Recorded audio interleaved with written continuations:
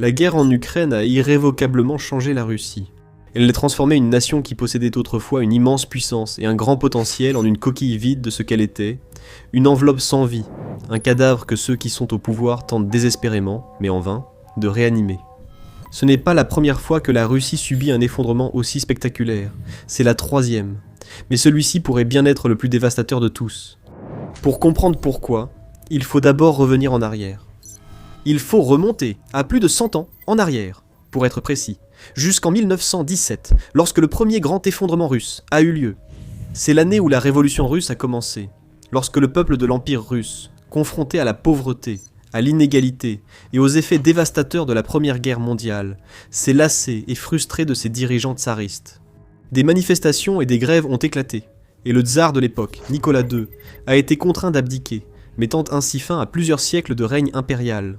À partir de là, après une brève période sous le gouvernement provisoire, le pays a été reconstruit de fond en comble par Vladimir Lénine et ses bolcheviks socialistes. Ils imaginaient une Russie meilleure et plus prospère sous un tout nouveau système, le système soviétique. Celui-ci reposait sur une idée centrale. Le concept même de propriété privée ne devait plus exister. À la place, il revenait à l'État de planifier et de contrôler la grande majorité de l'activité économique. La population, quant à elle, devait oublier ses désirs personnels, son confort et sa richesse, et se consacrer plutôt au bien commun, en travaillant côte à côte pour un avenir plus radieux et plus heureux. Le grand avantage de ce système était qu'il permettait à l'Union soviétique de mobiliser d'énormes ressources de manière très efficace. Cela rendait relativement facile la construction de tout, des usines gigantesques au programme nucléaire, et bien sûr l'une des plus grandes et des plus puissantes armées de la planète. À mesure que le monde entrait dans l'ère post-industrielle, le système soviétique a cessé de bien fonctionner. Il lui manquait la flexibilité sur laquelle d'autres sociétés s'appuyaient de plus en plus, ainsi que l'innovation qui permettait à d'autres pays de progresser là où les soviétiques stagnaient. Le pays restait capable d'exploits en ingénierie. Il a envoyé un homme dans l'espace avant les États-Unis et lancé le premier satellite au monde. Mais dans les domaines plus simples, ce qui comptait vraiment pour les hommes et les femmes qui travaillaient au quotidien, il était à la traîne, loin derrière. C'était un système qui reposait trop sur le fait de traiter les gens comme un collectif, comme des rouages d'une machine allant tous dans la même direction, sans la liberté de penser, de s'adapter et d'innover par eux-mêmes. Bien que prétendant être une société égalitaire, l'Union soviétique avait une classe dirigeante évidente, la nomenklatura, une élite puissante bénéficiant de modes de vie luxueux, d'un accès exclusif à des produits étrangers, à des vacances prestigieuses et à des soins de santé supérieurs. Tout cela était inaccessible à la population générale. C'était un système défaillant, et ce n'était qu'une question de temps avant que tout ne s'effondre. En 1991, c'est exactement ce qui s'est passé. Et ainsi, nous arrivons au deuxième effondrement de la Russie, à la dissolution de l'Union soviétique et à la formation de la Fédération de Russie moderne. État capitaliste post-soviétique, la nouvelle Russie semblait et paraissait plus en phase avec le reste du monde moderne. Mais elle conservait une face sombre et laide, faite de criminalité et de corruption. Les anciennes élites sont restées au pouvoir, s'enrichissant simplement. Ainsi débuta l'ère des oligarques. Qu'ils achètent des biens privés, placent de l'argent sur des comptes offshore ou siègent dans les conseils d'administration des grandes entreprises, les élites russes ont accumulé une immense richesse et un pouvoir exceptionnel, sans vouloir y renoncer. Alors ils ont entravé toute forme de concurrence ou de véritable démocratie. Comme auparavant, la Russie s'est retrouvée coincée avec un système défaillant qui récompensait quelques-uns et punissait la majorité. Mais, du moins pendant un certain temps, cela a fonctionné, grâce à une chose simple, le pétrole. L'industrie pétrolière russe, en pleine croissance et de plus en plus précieuse, soutenait son économie. L'argent affluait grâce au vaste réseau de partenaires commerciaux internationaux du pays. Pendant que les élites détournèrent la majorité de l'argent, il en restait assez pour améliorer peu à peu la vie des plus modestes. Le public savait que le système était pourri, et que ceux d'en haut vivaient à leurs dépens. Mais cela ne les dérangeait pas forcément autant qu'on pourrait le penser, car ils bénéficiaient tout de même de certains avantages. Des avantages naguère interdits, sous l'ère soviétique, tels que l'accès aux produits étrangers, et la possibilité de progresser pour s'offrir une plus belle maison, une meilleure alimentation ou des vacances luxueuses. Mais la guerre avec l'Ukraine a brisé cette dynamique, révélant de profondes tensions à travers le système et menant à ce qui pourrait devenir le troisième et le plus dévastateur effondrement russe de tous. L'érosion de nombreux systèmes essentiels qui font fonctionner le pays et empêchent la population de se révolter dans les rues. Et la responsabilité de cet effondrement repose sur un seul homme, le président russe Vladimir Poutine.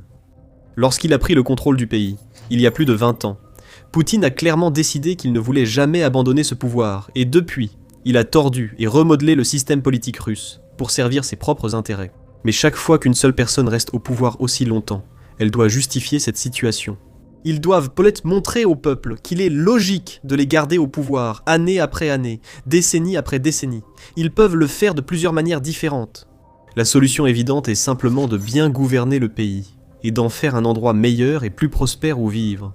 Mais cela devient souvent beaucoup plus difficile avec le temps. On peut aussi recourir à des opérations militaires. Si un dirigeant peut prétendre défendre son pays ou récupérer des terres perdues, il peut utiliser ce récit pour garder le peuple de son côté, ce qui explique pourquoi tant de dictateurs finissent par entraîner leur pays dans la guerre. C'est le dernier recours, la seule façon qu'il reste à un dirigeant sur le déclin de rester pertinent. Et quand la guerre commence, de nouvelles règles entrent en jeu. À ce stade, il n'importe plus ce qui arrive à l'économie, ou si la vie des gens s'améliore ou empire, car ceux qui sont au pouvoir peuvent prétendre que c'est la survie même du pays qui est en jeu, et c'est la cause la plus importante de toutes. En réalité, bien sûr, il s'agit plutôt d'un dirigeant désespéré qui fait tout pour garder le pouvoir, ce que Poutine fait exactement en Ukraine.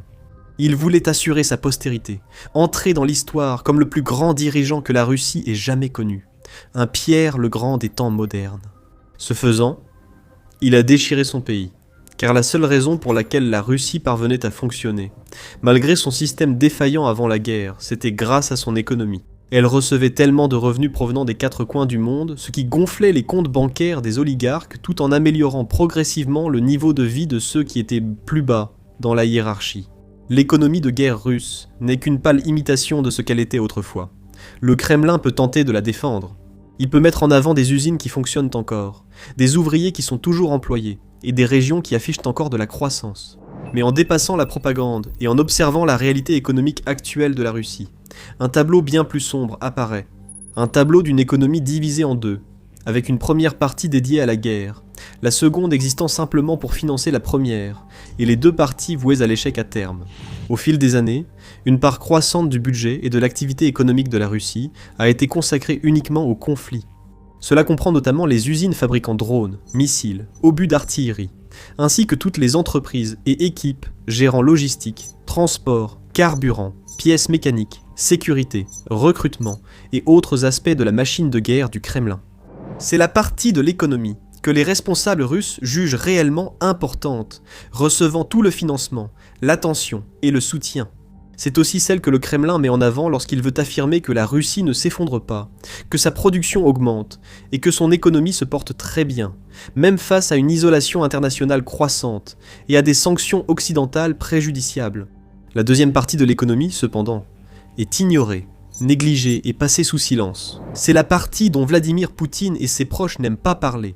Mais c'est celle qui concerne les plus de 140 millions de personnes qui considèrent la Russie comme leur foyer. Car c'est la partie de l'économie sur laquelle ils comptent pour se nourrir, se loger, se soigner, s'éduquer et répondre à tous les besoins essentiels, alors que la situation se dégrade chaque jour. Avant d'aller plus loin, si ce type d'analyse vous intéresse, abonnez-vous à The Military Show. Nous expliquons ainsi chaque semaine. Tandis que l'économie militaire russe reste solide grâce à une part croissante du budget fédéral, l'économie civile est en difficulté. La guerre est une bête qui dévore tout, engloutissant les ressources à un rythme record.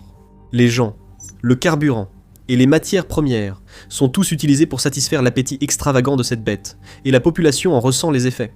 Ce n'est plus une Russie où les gens peuvent rêver d'un avenir meilleur, mais une Russie où ils luttent simplement pour survivre. Une Russie où la santé et l'éducation se dégradent. Un pays où les principales entreprises qui prospèrent sont celles qui servent la guerre et où tout le reste est laissé à l'abandon. Un endroit qui n'offre plus aucune incitation ni aucune récompense pour l'ambition, l'innovation ou la créativité. Quand l'économie de guerre domine, les jeunes ambitieux, ou ceux qui essaient de nourrir leur famille, ne pensent pas à des idées intéressantes ou à des plans d'affaires uniques. Ils sont de plus en plus poussés, soit à s'enrôler directement dans l'armée, soit à contribuer au conflit d'autres manières. Pendant ce temps, la qualité de vie continue de se détériorer pour la majorité, tandis que ceux qui sont au sommet continuent d'accumuler richesse et pouvoir par tous les moyens possibles. Au sommet de l'ère post-soviétique, Il y avait des oligarques, mais d'autres pouvaient aussi se construire une vie meilleure, se faire des relations, créer des entreprises, acheter des biens immobiliers, etc. Cela n'est plus possible. L'État ne peut pas le permettre. Avec des ressources limitées, il ne soutient que ceux qui apportent le plus au conflit. Les entreprises de défense, fournisseurs militaires et tous ceux qui construisent et financent la machine de guerre. Tous les autres ne deviennent guère plus que du bétail jetable. Et à ce moment-là, les droits, les protections et les libertés de ces personnes n'ont plus d'importance. Ainsi, l'État n'a aucun scrupule à leur marcher dessus. C'est pourquoi, en 2026, l'accès du public à Internet a fait l'objet de restrictions de plus en plus sévères. Les gens ne luttent pas seulement pour mettre de la nourriture sur la table et doivent payer plus cher pour le carburant et la nourriture. Ils sont coupés du reste du monde, une application et un site web à la fois. Des applications comme WhatsApp et YouTube ont été effectivement bloquées, et les outils que les gens utilisaient autrefois pour contourner ces restrictions, comme les VPN ont eux aussi été fortement restreints. Le russe moyen ne peut plus facilement contacter ses amis ou ses proches à travers le monde, accéder à des réseaux d'information indépendants ou étrangers, ou regarder du contenu qui n'a pas été approuvé par le Kremlin. L'un des principaux systèmes de paiement nationaux du pays a subi un effondrement massif en raison de problèmes techniques liés au blocage des VPN. Mais le Kremlin s'en moque. Le peu d'intérêt qu'il pouvait autrefois avoir pour le bien-être des travailleurs et la prospérité du peuple a depuis longtemps disparu. Il ne se soucie pas si ces restrictions sur Internet nuisent aux petites entreprises, aux créateurs, ou si ces campagnes de censure compliquent la vie des gens. Si les services de livraison échouent, et que des travailleurs comme enseignants, médecins et soignants perdent l'accès à leurs outils essentiels. Parce qu'aucune de ces personnes n'est une priorité désormais. La guerre est la seule priorité. La seule et unique force motrice qui compte réellement pour ceux qui sont au pouvoir. Si le Kremlin maintient son industrie de défense en activité, il pense que tout le reste s'arrangera, car la réussite et la survie des personnes et entreprises influentes dépendent toutes de ce secteur de l'économie. Pendant un moment, il a semblé que Moscou pourrait s'en tirer avec ce plan. Mais à mesure que la guerre continue de faire rage et se rapproche de plus en plus du pays, ce fragile château de cartes est poussé de plus en plus près de son point de rupture. Parce qu'au début, les gens ne ressentaient pas forcément beaucoup les effets de la guerre. Ils savaient qu'une guerre avait lieu, et chacun avait son opinion à ce sujet. Certains étaient d'accord, d'autres non. Mais la majorité n'était pas vraiment touchée. Ils pouvaient encore vaquer à leurs occupations quotidiennes, continuer à faire ce qu'ils avaient toujours fait, fréquenter les mêmes cafés de Moscou, profiter des mêmes conforts et suivre leurs routines habituelles. Une bataille faisait rage, mais elle était si lointaine que certains pouvaient facilement se convaincre qu'elle n'avait même pas vraiment lieu.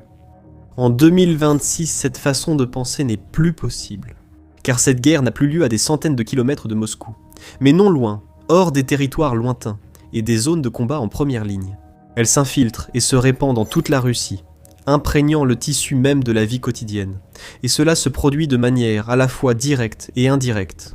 Les moyens directs sont les plus évidents et les plus explosifs, les attaques de drones et de missiles contre les infrastructures russes. De plus en plus régulièrement, les forces ukrainiennes frappent avec précision des installations pétrolières, bases militaires, aérodromes, dépôts et sites de l'industrie militaire russe. Les forces de Kiev ne ciblent pas les civils, mais ceux-ci se trouvent souvent dans la zone lors des attaques. Ils voient passer les drones et entendent les impacts et les explosions. Ils regardent les incendies faire rage et les colonnes de fumée remplir le ciel. Et cela change tout. Cela donne aux gens ordinaires l'impression de se trouver en zone de guerre. Et cela apporte à ceux qui dirigent et travaillent dans ces endroits tout un tas de nouveaux problèmes à gérer. Parce que si vous dirigez une entreprise qui est d'une manière ou d'une autre liée à la guerre, vous pourriez être exposé à une attaque de drone.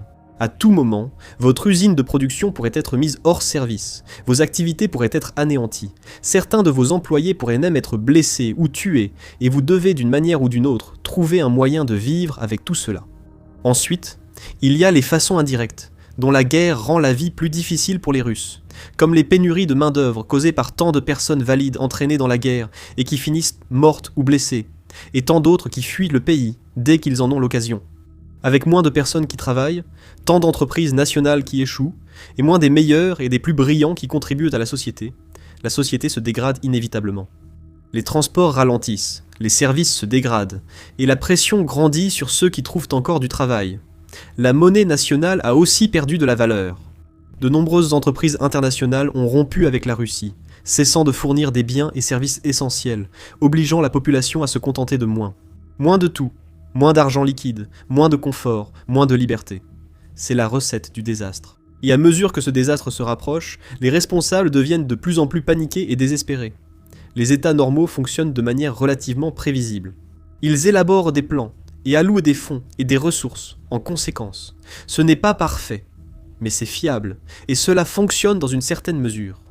Mais la Russie en temps de guerre perd cette fiabilité, cette prévisibilité, cette routine dont les gens ont besoin pour avoir l'impression qu'il y a réellement un certain ordre dans leur vie et leur environnement.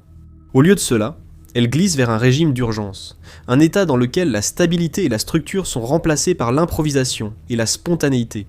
Ce n'est pas une façon de diriger un pays, surtout pas un pays aussi vaste et complexe que la Russie, car toute idée de logique, de raison et de responsabilité disparaît complètement.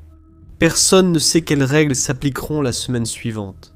Personne n'ose prendre de grandes décisions sans savoir comment elles seront reçues. Les responsables régionaux doivent désormais consacrer plus de temps et d'énergie à répondre simplement aux derniers caprices et désirs du Kremlin, plutôt que d'essayer, sous quelque forme que ce soit, d'améliorer leur région pour les habitants qui y vivent. Ils sont trop occupés à gérer les perturbations causées par la crise de la main-d'œuvre, les tensions sur les infrastructures, les coupures d'internet ou les essaims de drones en approche pour faire quoi que ce soit de vraiment bénéfique ou utile. Cela ne peut pas durer. Le peuple ne tolérera pas cela indéfiniment. Tant de personnes ont déjà dû dire adieu à des proches, perdant des frères, des fils et des pères dans des assauts futiles en première ligne. D'autres ont peut-être encore leur famille au complet, mais ont vu tous les aspects de leur vie se détériorer, que ce soit leur perspective de carrière, la qualité des routes qu'ils empruntent chaque jour ou le prix qu'ils paient pour un plein d'essence. Le peuple voit bien qu'il a été abandonné. Il est frustré, agité et en colère. Et même en Russie, où toute forme de dissidence est considérée comme un crime, ils font entendre leur voix. Les sondages de Vladimir Poutine sont en baisse. Les gens en ont assez d'être méprisés par les riches qui les dominent. La dernière fois que cela s'est produit, il y a environ un siècle, cela a entraîné la fin de l'Empire et une réécriture complète de la société russe. Et si Poutine continue de traiter la population avec autant de négligence, son régime pourrait connaître un sort similaire. Découvrez dans cette vidéo le chemin sombre et dangereux qu'emprunte Poutine et comment sa quête impitoyable pour conquérir l'Ukraine à tout prix a effectivement forcé son pays à revenir en arrière.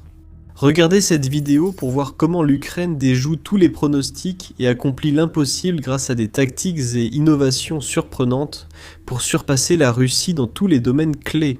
Et enfin, n'oubliez pas de vous abonner à The Military Show pour d'autres vidéos comme celle-ci.